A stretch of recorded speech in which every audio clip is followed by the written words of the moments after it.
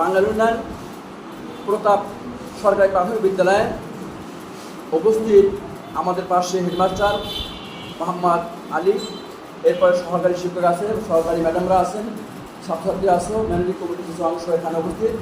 সবাই আমি আবার পুনরায় সালাম দিচ্ছি, আসসালামু আলাইকুম ওয়া রাহমাতুল্লাহ। আপনারা সবাই ভালো আছেন তো?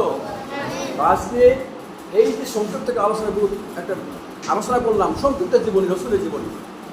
এই দিনটিতে রসুলের জীবনী গাওয়ার জন্য বলা হয়েছে, রসুলের উপরে মিলাদ পড়া করা হয়েছে, রসুলের উপরে দর্শী পড়া করা হয়েছে।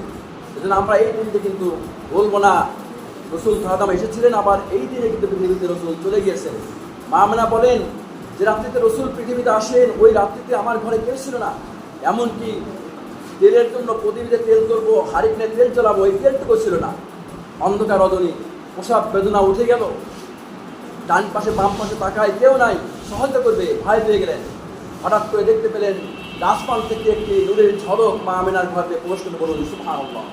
এবং সেই নূরের আলোতে আলোকিত পুরো ঘরটা আলোকিত হয়ে গেল এবং পুরো দুনিয়াটাই তখন আলোকিত হয়ে গেল। এটা মুজিজা, রাসূলুল্লাহ সাল্লাল্লাহু আলাইহি ওয়াসাল্লাম আসার পূর্বের মুজিজা। শুধু তাই নয়,